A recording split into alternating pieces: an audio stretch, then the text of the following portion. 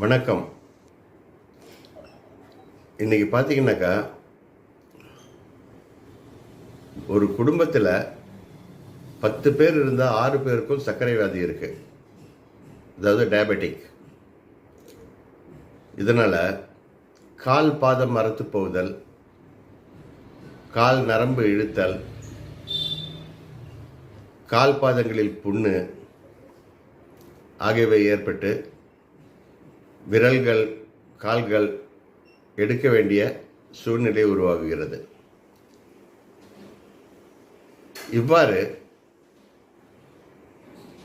டயபெட்டிக்கினால், அதாவது சர்க்கரை நோயினால் ஏற்படும் கால்களில் ஏற்படும் அனைத்து விதமான பிரச்சனைகளும் எங்களது களரி மர்மா சிகிச்சையின் மூலம் 100% குணமாக்கலாம்